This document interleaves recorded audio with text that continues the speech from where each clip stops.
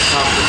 Αν ρωτήσετε οποιοδήποτε εκπαιδευτή μαχητικού θα σας πει ότι θα ήθελα πολύ να έχει μόνιμα βγάζει ο άνθρωπος όταν έρχομαι για προσκύνηση για να μπορώ τουλάχιστον να βλέπω τι γίνεται μπροστά. Αυτό το πρόβλημα λύνει μια τέτοια εκπαιδεύση, καθώς μπορείτε να παρατηρήσετε πόσο ψηλότερα κάθεται ο σε σχέση με τον μαθητή που κάθεται μπροστά.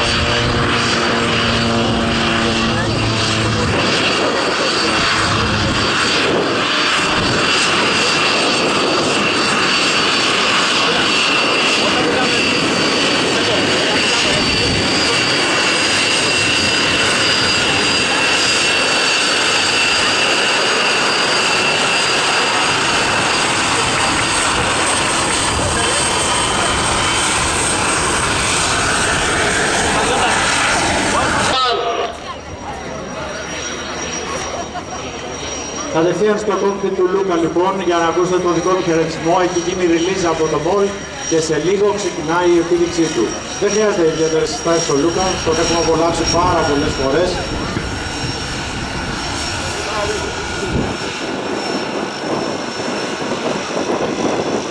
Γεννημένος στις 24 Φεβρουαρίου του 1990, ένας καλός πιλότος που πραγματοποιεί ακροβατικά μανεμόπτερα σαν μέλος της Εθνικής Ιταλικής Ακροβατικής Ομάδας, αλλά και σαν να σας περιγράψω τη σημερινή επίδειξη που πραγματοποιείται στο πλαίσιο του Athens Flying Week 2025. Είμαι ο κοιναγός υπτάμενος Ζαερέτης Πλάσιος.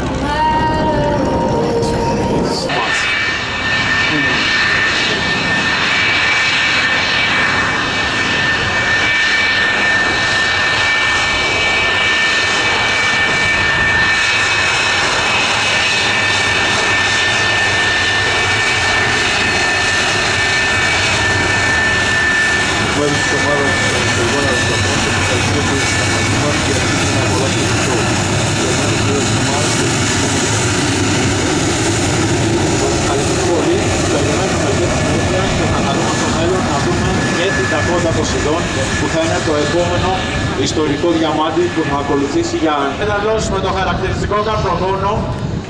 Η καλύτερη ώρα για το χειροκρότημά σας καθώς περνάνε με την ελληνική σημαία. Πιθανά για τον Βασίλη αυτό είναι το τελευταίο του demo στην Athens Flying Week. Μιας και συνήθως εναλλάσσονται. Θα δούμε, 5 του χρόνου το φθινόπωρο. Σίγουρα πάντως είναι 20 χρόνια δένταλος μπροστά μας.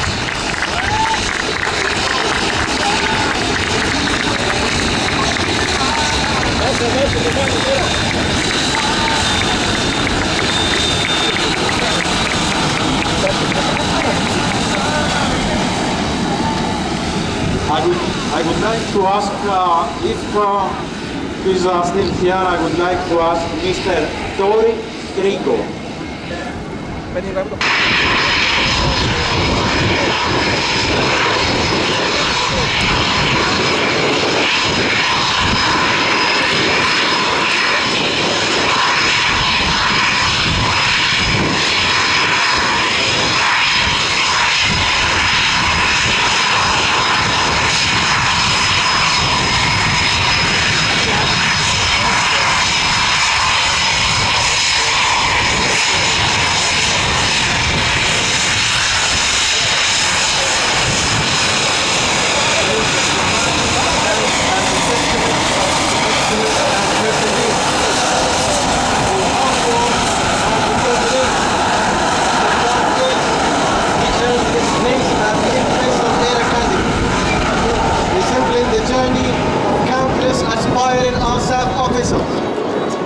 That pivotal moment in his life coincided with the Typhoon entering the ALSAP fleet in 2009.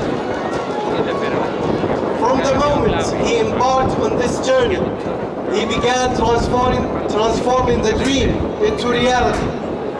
Much like the stories of our ALSAP aviators who have sought to